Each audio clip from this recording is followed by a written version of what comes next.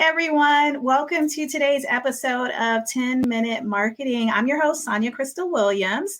So today I've got a friend, someone I've known a really long time, former client, all those things, Mr. Akil Sherman joining us today. Hi, Akil. Hello, Sonja, and hello, world. That's right. Thank you for being here. So I'm going to share a quick background about Akil. He has helped literally thousands of men and women lose body fat and build healthy, sustainable lifestyles over his 23-year career as a certified personal trainer. And you've done that also all over the world, which is pretty amazing. Yes. So let's start there. I want to hear a little bit more about your background, what you've been doing with yourself more recently, and just a little bit about your career.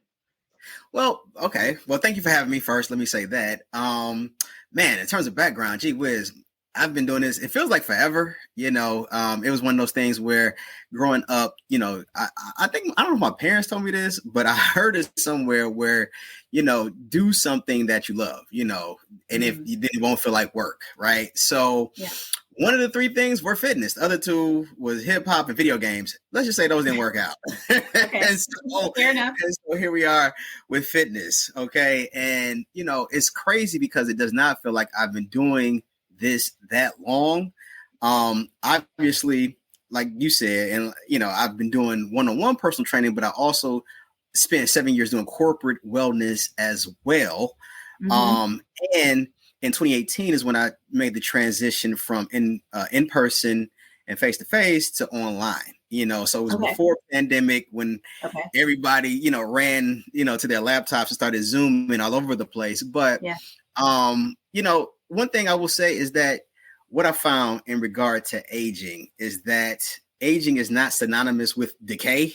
And so we have a lot of control over how we age, but I'll say this, by the time we hit 25, we kind of know it's vegetables, water, lean protein, get sleep, exercise, now whether we do that or not is a whole different conversation. And I say that because, people are like, well, I don't know the purpose of a trainer. Well, because you can definitely, at this point, you can go to Google, you can go to Chat GPT, but they're not going to make you get up and do stuff, and they're also not there for support, motivation, encouragement, or guidance. So, there's still some other things that are left on the table. But lately, it's been interesting because this feels saturated, but then I know I'm better than a lot of these trainers out here. And I say that tongue in cheek, but seriously, because I'm actually a trainer who struggled personally with body fat. And, you don't have a lot of body types play a part, as well as, it matters who you're getting your information from. And so my specialty is indeed like helping folks lose body fat, but sustainably. Like, I don't like using the language weight loss. I don't like that. And I'd rather call it fat loss because that's more specific, because weight loss also infers that we're talking about losing muscle and fat, and we don't want to lose muscle, as we age. We're going to do that naturally. So we don't want to, speed that along with any dubious methods that will create that outcome. One of the things, and you were bringing up something that your parents talked to you about as a kid, and it made me think about like something I used to see all the time as a kid on TV that made me feel like fitness was important. So I was an Army kid, and I spent my childhood living overseas. And at that time, this was before personal satellite dish TV and direct TV and all that stuff existed, and cable existed the way it does today. We only had like 2 or 3 English channels as a child growing up overseas. And we didn't get commercials. We had public service announcements. Okay. And so there was this public service announcement that used to come on, and I would never forget it. And I remember it. And it was a picture. It was a video of like, I don't know, just somebody eating like lots of stuff that's considered bad for you, like really bad, globs and globs of it. And then at the end of the commercial or public service announcement, the person was walking down the street, and they had, this is probably politically incorrect now, but it was like a giant donut on that person's bottom. And they were walking down the street. And the message of the PSA was, what you eat at 20 determines what you are at 40. Did you ever see that one growing up? You know what? So let me amend. I said I saw a commercial where they replaced a person's cheeks with donuts. So it wasn't PSA. I forgot what that was for, but that's true. I love that message because I talk a lot about that in regard to, people, we turn 50, we turn 60, and we think that this just came out of nowhere. And no, like it's an accumulation of your habits. Like if what you do in your 40s dictates the level of health you're going to have in your 50s, or like to the point of that PSA, what we do here is like, it's an investment one way or the other. Like if you invest in processed sugar, refined carbohydrates, and saturated fat, you will have one outcome. If you invest in fresh fruit, fresh vegetables, lean sources of protein, and low glycemic, non-inflammatory grains, and drink water, you will have another outcome. And so, either you invest one way or the other, but you're going to get a return on that investment either way. True. I want both personally, but we won't talk about that today. So, all right. So one of the things you talked about was pre-pandemic, you were in corporate wellness. Okay. And now post-pandemic world, you have entered into online training, which I would imagine and this is where I'm gonna make the shift for everybody listening, because this is a coaching episode of 10-Minute Marketing Today. So this is where I want to kind of shift into, like, that's such a difference just in terms of how you create an audience on the corporate wellness side versus the one-on-one online fitness training, and as well as just how you put yourself in front of people and select what marketing channels or sales channels, for that matter, make sense for you. What do you feel like as you've made that transition? Like, have you had thoughts about like the parallels between what you were doing on the corporate wellness side when you were working with big companies, and for you, I know it was sports teams and whatnot, versus making the shift to working with individuals? I will say that people now, I would say post-pandemic, and even the corporate, there's been a greater focus on health, because folks were stuck at home. and some people, unfortunately, it's 2023. Some people are still trying to work off pandemic weight. Oh, for sure. Yeah. I mean, that's not easy, definitely. I mean, there was statistics on how much, weight changed for many people, many Americans, and how that impacted us, as a country. So, yeah. And it was hard, even mentally, on our mental health.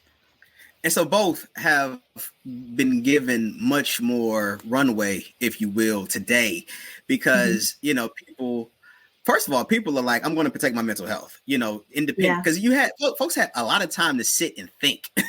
You had about 18 months to sit and evaluate, yourself, your relationships, your health, everything. And so, I mean, that was ideal. Some people did that, right? Not everybody, of course, but a lot of people did do that. And companies did that as well, when they start to look around, because it's productivity, right? If you feel better, you're going to be more productive. Like, you brought up a really good point too, though, that, there's fitness trainers all over social media. There's so many.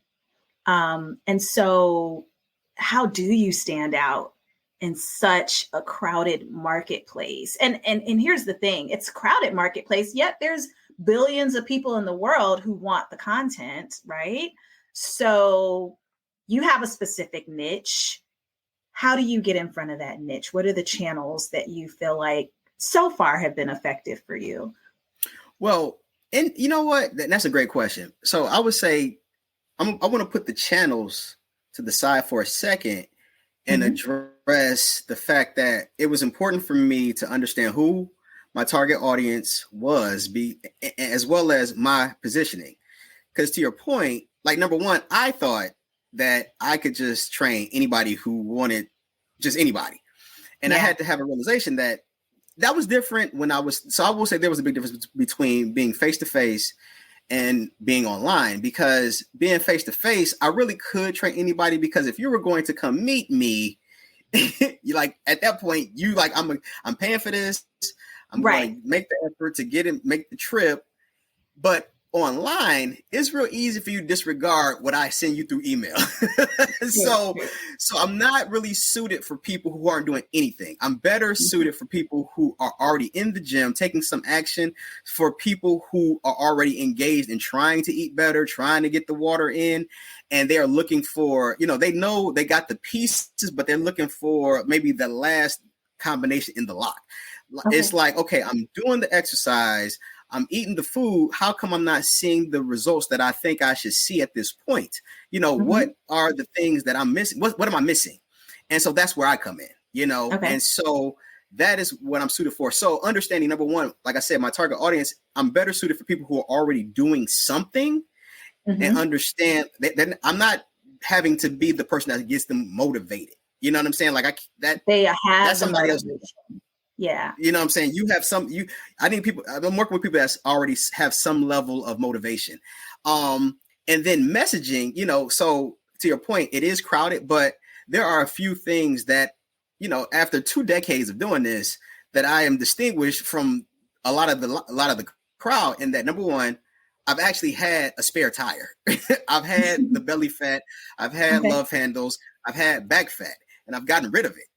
And so I understand that's coming from a different place than someone who grew up always in shape, always had a six pack, or they were athletic, got some fat, and then it was very easy for them to drop that and go back to where they were. And so my whole point is, between understanding what it is like to actually have body fat and then understanding proper nutrition, and I'm not going to tell you just caloric deficit, because here's the other thing. There are a lot of people, particularly over the age of 35, who, if you've been struggling with body fat for a long time, you've been trying to eat less for a very long time. And you're probably frustrated because you were on some diet that you could not maintain.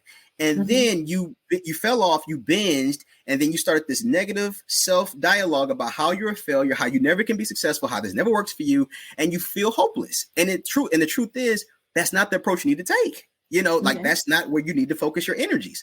So those are a few ways where I distinguish myself from the crowd, because everybody else is going to tell you caloric deficit, abs are made in the kitchen, and, eat more protein. And then they just sit back like, I just did it. It's like, yeah, that's not the whole story, guys. Okay. So let's come back to channels then. What channels are you on? Where do you like to be? I like to be on nothing. No, I mean, because social media is a pain in my butt. But I'm on Facebook because that's what my target audience is. I'm currently on Facebook because my target is usually 35 to 55 busy professionals. I am on Instagram, but I don't have as much success on Instagram, and I would like to be on LinkedIn, but I have not cracked the LinkedIn code. So I also have a small, very, very small following on YouTube as well. So I'm in those popular places. I don't do TikTok, just because TikTok's a commitment. Sure. And I haven't mastered the things that I'm already doing. So just adding another channel because it's there doesn't really resonate with me, right? So it's like, it's more about me understanding marketing, my messaging, my positioning, and my offer. Like that's the areas I feel like that's been like the third quarter of the year is where I understood that I needed to be better in those 3 areas. And I'm currently tailoring and working and testing my offers and my messaging. And I'm in a better place in my business than I've been in the past because I've been able to identify that. I would say at the top of the year, the main thing was making content. I've mastered making the content. Now, if it could be visually better, sure. I give you all of that. But between making reels and demo videos, short form where I'm, explaining something, or long form when I'm explaining something, going live, I don't have any issue with doing that. Like I go live probably like 4 times a week now, maybe 5, depending on, because I also like back to Facebook, back to the channels. I'm an admin in one large group that's about 90,000, 95,000. And then I'm a moderator in another group that's 100,000. And so, so I have that going for myself as well. I do go live on my personal page and my business page. I am running ads more consistently. That was something that I was not good at in the past, consistently running ads. And so the focus with my ads right now are visibility. It's just, I'm not treating it as, I run the ad, then I'm getting money. No, at this point, I just want you to see me. Okay, Facebook's been successful for you. You've got a handle on your content. The content is consistent, I would take it, right? You're consistently posting content, okay? Yes. And Instagram, LinkedIn, but let's talk about LinkedIn, because I know for you and I from previous conversations, LinkedIn, it sounds like in 2024, if you had to pick, where am I going to shift my attention to beyond Facebook? It sounds like LinkedIn is the place you want to be. Is that right? Yes. Okay. So LinkedIn, let's talk about it. So one thing, let me say this. This is, and you could tell me if I'm on target or off base. Okay. But one thing that am having to embrace and was successful is long form writing, like the writing. So like LinkedIn seems that, like just today actually, I saw my business page. They had 3 prompts, separate prompts where you could swipe, and it was asking about like, hey, what's going on in wellness business or something like that. It was basically prompting me to write. So it's not like as simple as just like click the button on my phone and go live, right? It's kind of like you have to, like I said, it's a few layers to that for LinkedIn. So then what I've been doing though is uploading the video to the platform, and then putting the caption, and then putting it on my business page, then maybe sharing it to my personal page. And I've also tried just uploading it natively to the personal and the business. I did that today actually with a long form post with a picture. And we'll see how the impressions go. But then I also understand it's a time quotient in there because it's a professional platform. So people are at work. They're not checking it necessarily like a Facebook. You know what I mean? And so it's just a different beast. Like I do understand that, So let me clarify. You have the personal LinkedIn account, and then you also set up, what would it be? Akil Sherman Online Training and Coaching as a business page on LinkedIn. Okay. Yes. Now question, what prompted you to want to create a business page on LinkedIn? Well, I didn't want to do that. I thought it was prudent. I thought that is, in terms of, running ads. I don't think, I'm not sure if I could run ads to if I didn't have a business page. So looking to setting up myself for the future of running ads and boosting posts and all that good stuff. I was like, well, I have to, go that route. So that was what that was. Yes. Okay. So I'm going to start there. I think LinkedIn is a little different than other social networks, definitely different than Facebook, in the respect that you can thrive more on LinkedIn when you are the face of the business through your personal profile, probably 10 to 100 times more than you will through that business page. Okay. Now, to your point, there's a legitimate reason why you set up that business page, because you want to set yourself up for the future of being able to run ads. And you could keep moving in that direction. The only thing I would encourage you to think about is for now, only because you're doing this yourself. You don't have an army of people behind you creating content.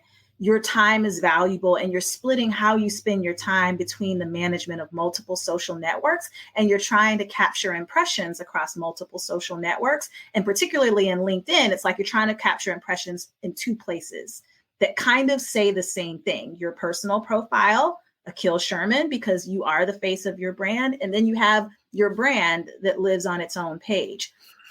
I would recommend you invest more time in the Akil Sherman profile, your personal profile, than the business page. Keep that page, keep it active. I'm not saying abandon it, because you do need to be set up when at some point you're ready to launch those ads. But LinkedIn really thrives, and business pages thrive more through shared content from a personal profile. So if you're doing anything, things that you might post on your page might get shared or amplified through your personal page. But honestly, I wouldn't say that LinkedIn prioritizes that in its algorithm. Okay. And so think about that. Even when you mention those prompts. So let me explain that to everybody, because this is a shift that LinkedIn's been making recently. And they actually made the announcement recently and opened it up publicly to many accounts. Some accounts may not even have the ability to do it yet. But LinkedIn gives you the ability to do what's called collaborative articles now. So what you're seeing are probably prompts that are trying to get you to contribute to collaborative articles. Let me tell you a couple of things about collaborative articles. Don't just reply to any prompt they put in front of you. Your prompts need to be very focused around fitness and wellness only. They know you're a small business owner, so they might throw a small business prompt at you. They might know you're into speaking publicly, so they might throw a speaking prompt at you. Those don't have anything to do with the audience you're trying to capture or where you want to be known as an expert. So when you do choose to contribute to collaborative articles, they need to only be around subject matter that are specific to what you do for a living. And then even then niche it down, right? Like I could talk about small business and that under that topic all day. What ends up happening is when you do enough prompts on collaborative articles, at least right now, the way the program is proposed to roll out is if you do, I'd say roughly 20 or 30, you will get a badge on your profile. And this is why you should be doing on your personal profile, not the business. You want the badge on Akhil's profile. And now you are a top voice in fitness, top voice in wellness, right? And that just makes your profile maybe stand out a little bit more when you're posting things and strangers see it. You don't want to be the top voice in entrepreneurship. Who cares, right? That doesn't matter. So don't answer those prompts when it's trying to get you to answer questions around what struggles do you face as an entrepreneur? Who cares? That's not important to you, right? So that's going to help you streamline a little bit more. Okay. Now, agreed. Let's look at personal profile. Or do you like what I'm saying so far? Yes. Does that make 100%. sense? Okay. Makes a lot of sense. It's also a better time, management for you. Okay. The other piece is a couple of things. Actually, I'm looking at your profile right now. You have a really great message under your name. So that's one of the great golden rules that you followed. It says, I help busy professionals lose stubborn body fat and develop a healthy, sustainable lifestyle in 90 days. I love that because it's a sentence. I know exactly who you are, what you do. And if I decide I'm going to connect with you, I know what you're about, like right away without even looking at anything else on your profile. So you like phenomenal, did that great. My question though, is when I start to scroll down your page and I look at your content or I click the link where it says, check out my online service. My question is, and it's a question, not a judgment. The question is, does your content align with that offer? Every single content that you're releasing right now, every single piece of content. No, no, it is not. Okay. No. Okay. So that's where now we start to shift where your content goes in that direction. If that's the offer, because I know you said you're testing out different offers. It's a good sounding offer to me. I mean, but now, because technically I fit in your demographic, right? So I'll speak from the experience of a person in your demographic. And I've trained with you in the past. I've been a client of yours on the face-to-face side. So I know that, okay, this is appealing to me. Ooh, what can he do for me in 90 days? And then I start surfing your content and I'm like, well, I don't know. That doesn't exactly answer my question. So now you need to kind of make that shift and start thinking about, as I start creating content for LinkedIn, and honestly, this can translate to the other networks where you want to have and provide a lot of value.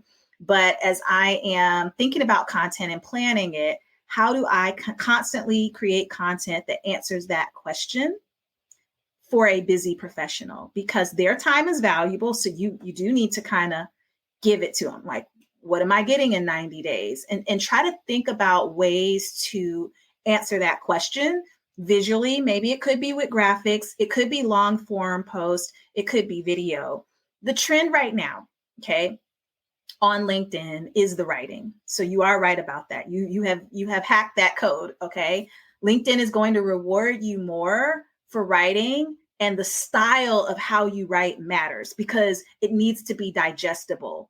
No long paragraphs, no long story. Like if you're going to do long form, great, break the text up, little sentences, think skimmable, because anyone who's going down their feed, whether it's on a desktop or mobile device, they are skimming.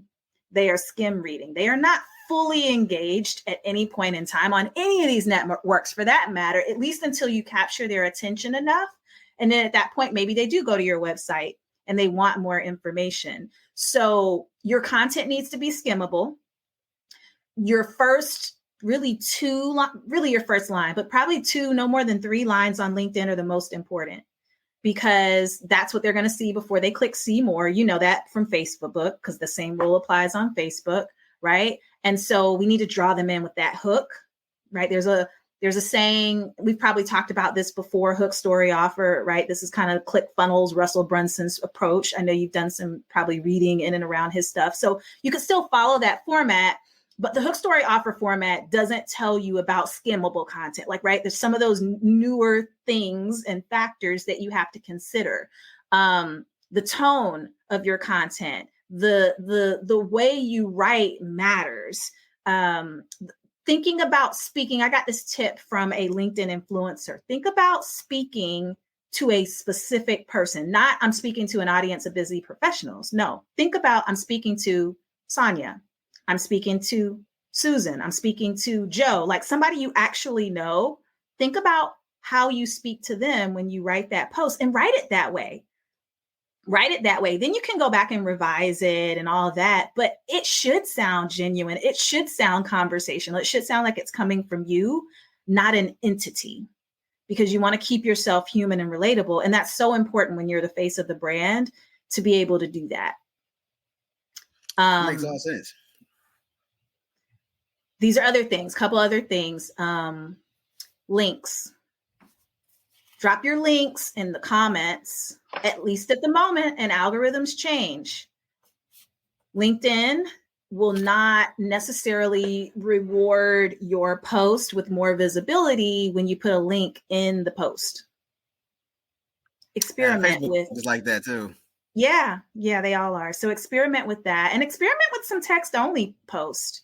Don't worry about always having to put an image or a video. I see that succeeds better in LinkedIn too. Like the picture, they don't care about pictures. I got that vibe a little while back as well. Yeah. I think these are some good starting points for you. Okay. So let's hone in on one more thing. Okay. So when we do click to the website, it goes to, so you've got a link off of your profile. It goes to your homepage of your website, and you've got, like, imagery wise, it's great, right? Because you've got a lot of the before and after photos of clients you've worked with, where you've helped them transform, through your 90-day program. And you say it in plain language. I help busy professionals lose fat and get healthy. And then you give them kind of some reasons why. And then you do have a conflict, because you've got on here 6-month program, but your messaging on LinkedIn says 90 days. So let me address that, because I do have a 6-month program. You will see results in the first 90 days though. Like, my program is 6 months. So I was trying to thread the needle of, you will see results in 90 days, but I'll be working with you longer than that. Okay. I get something different from that. So that feels like bait and switch. It does. Because I didn't want to say, I can help you lose belly fat and build a healthy lifestyle in 6 months, because they're like 6 months. Right. Because, like, I don't know. So that you're helping. 90 days does sound good. What? I said 90 days does sound better than 6 months, right? It's shorter, and then days versus months, of course, it sounds good. I would try to figure out how to reword that on the website. Then you got to get 90 days in there somewhere, if that's what you're going to lead with on LinkedIn. Or just drop the 90 days and I help busy. See, I didn't know, but I feel like the time element had to be involved. It does make it more specific. Yeah.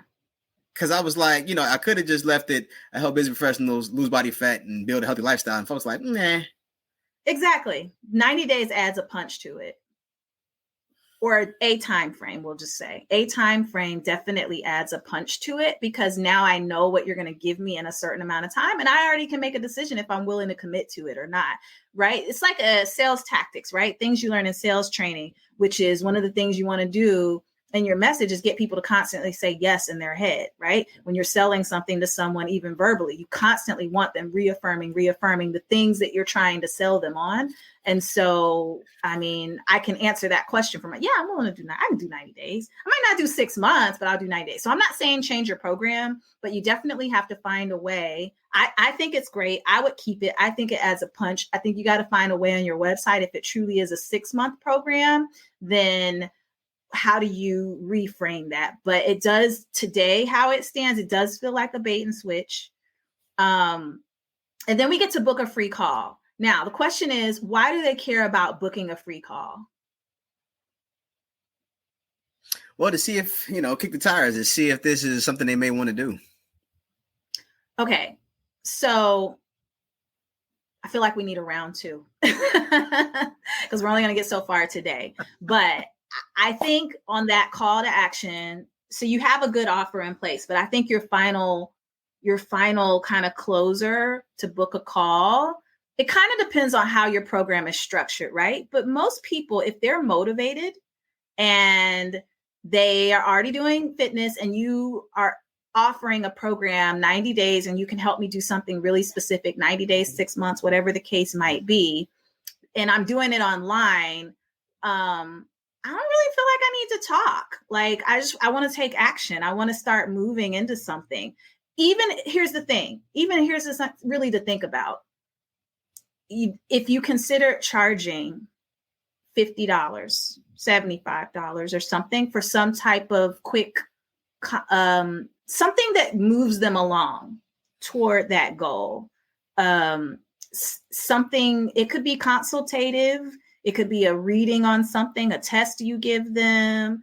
Maybe that's even, maybe it's a quiz instead of just book a call and they have to submit their email address. And now they're on your email list and you now send your offer to them or you email the offer to them. Maybe you take them to a video where you really explain the program.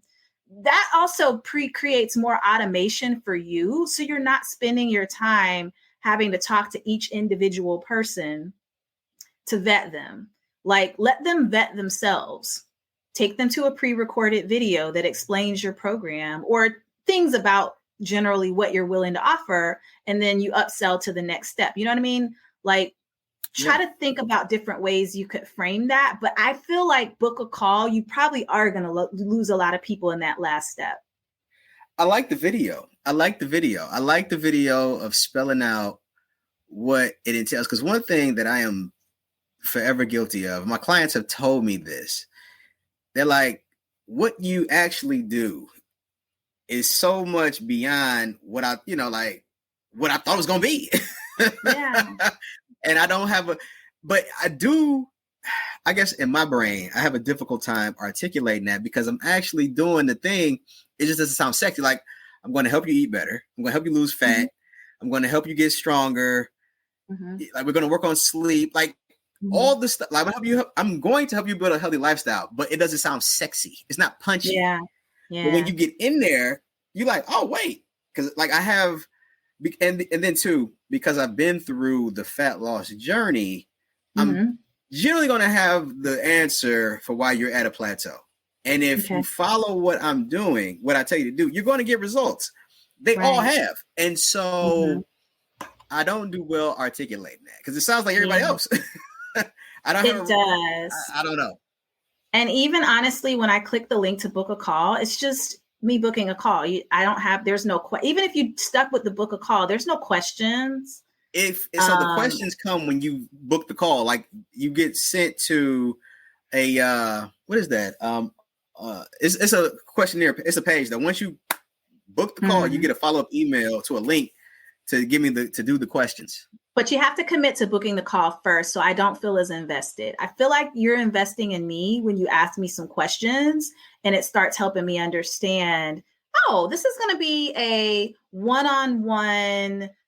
I feel like he's paying attention to me. I'm going to get a free problem-solving call, or why can't you lose stubborn fat call or something. You know what I mean? And I feel like even if Calendly, because you got it linked to Calendly, gives you the ability, even if you wanted to ask 2 or 3 of those, you need to do the full questionnaire. You just start it with 2 or 3 little questions. Like, that's something to think about. I like that. I like the video. I like the questions. I like all of that, actually. So Yeah. no, because I like that. So I think LinkedIn definitely is part of the equation that's going to help you in some of the shifts we talked about. But I think just a little bit more tweaking on the offer and the steps. It's a funnel, honestly. It's not just the offer; it's the entire funnel. So I'm gonna pause us here because listeners, we're not giving you all Akil's secrets, but we'll talk more about that one off through our separate coaching. I'm going to pause us here for today, Akil. I want to thank everyone for listening. I hope you all got a lot out of today. Listen, we're using LinkedIn as one example of many things that you could do across really any of these social media networks. And I thank you today, Akil, for being transparent, sharing a little bit about your journey, your challenges, your struggle, and what we're going to do to tighten up your funnel. All right. Thank you for your time. Thank you for helping me. You're welcome. All right. Until next time, everyone. Thanks, and we'll see you soon.